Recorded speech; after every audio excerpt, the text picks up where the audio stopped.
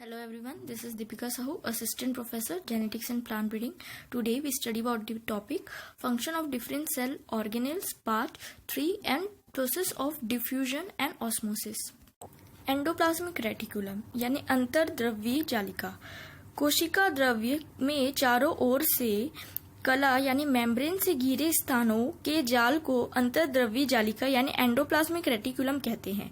Endoplasmic reticulum को सबसे पहले पोर्टर द्वारा ऑब्जर्व किया गया था चूहों के लिवर सेल्स में 1945 में, जो इलेक्ट्रॉन माइक्रोस्कोप से अंतर्द्रव्यीय जालिका की कला यानी मेम्ब्रेन की संरचना एकक कला यानी यूनिट मेम्ब्रेन जैसी होती है।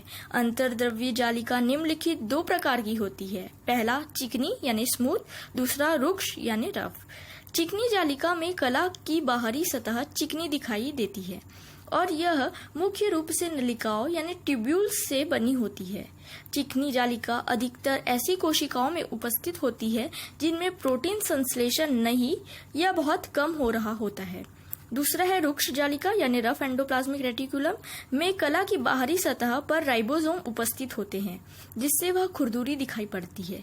रुक्ष जालिका मुख्य रूप से कुंडिकाओं यानी सिस्टर्न्स की बनी होती है और यह प्रोटीन संश्लेषण कर रही कोशिकाओं में पाई जाती है। One of the important function smooth endoplasmic reticulum का यह है कि इसमें synthesis of lipids and glycogen होते हैं, जबकि रफ एंडोप्लाज्मिक रेटिकुलम में सिंथेसिस ऑफ प्रोटीन होता है। नेक्स्ट है डायग्राम ऑफ एंडोप्लाज्मिक रेटिकुलम। जो स्मूथ सरफेस हमें दिख रहा है वो उसे हम कहते हैं स्मूथ एंडोप्लाज्मिक रेटिकुलम SER, और जो रफ सरफेस दिख रहा है जिसमें राइबोसोम्स छोटे छोटे डॉट की तरह उपस्थित है उसे हम बोलते हैं रफ एंडोप्लाज्मिक रेटिकुलम, शॉर्ट में RER। Functions of endoplasmic reticulum.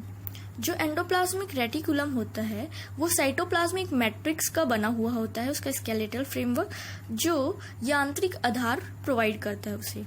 दूसरा है it also act as intracellular circulatory system, जिसके द्वारा वो सेल के अंदर वेरियस सब्सटेंसेस को सर्कुलेट कर सकता है। तीसरा है endoplasmic reticulum as a storage या तो सिंथेटिक ऑर्गन की तरह भी एक्ट करता है। फॉर एग्जांपल इसमें लिपिड, ग्लाइकोजन, हार्मोन्स, कोलेस्ट्रॉल का सिंथेसिस भी होता है यानी संश्लेषण भी होता है। चौथा है ये न्यूक्लियर मेम्ब्रेन की तरह भी एक्ट करता है ड्यूरिंग सेल डिवीजन। पांचवा है ये सेल को बचाता है टॉक्सिक इफेक्ट से यानी हानिकारक इफेक्ट से बाय डिटॉक्सिफिकेशन। नेक्स्ट है गोल्गी कॉम्प्लेक्स। ये हर सेल्स में पाया जाता है except prokaryotic cells. Plant cell में इन्हें हम डिक्टियोसोम्स भी कहते हैं। ये एक नेसेसरी मटेरियल सिक्रीट करता है कोशिका विभाजन के दौरान ताकि कोशिका भित्ति बन सके। ये इसे सबसे पहले साइंटिस्ट कैमिलो गोल्गी ने रिपोर्ट किया था 1898 में। ये एक पॉलीमॉर्फिक स्ट्रक्चर है जिसमें हम सिस्टर्नी, वेसिकल्स और वैक्यूल्स को देख सकते हैं। इसका जो मेम्ब्रेन है गोल्गी कॉम्प्लेक्स का वो लिपोप्रोटीनेशियस है यानी ये लिपिड और प्रोटीन से मिलकर बना हुआ होता है और ये इसका उत्पत्ति हुई है एंडोप्लाज्मिक रेटिकुलम से। Diagram of Golgi complex. इसमें हम देख सकते हैं कि जो गोल्गी कॉम्प्लेक्स है उसमें बहुत सारे स्ट्रक्चर दिखाई दे रहे हैं जैसे कि सिस्टर्नी, वेसिकल्स और वैक्यूल्स। जो ये फोल्डेड पैटर्न दिखाई दे रहे हैं उसे हम सिस्टर्नी कहते हैं। Functions of Golgi complex.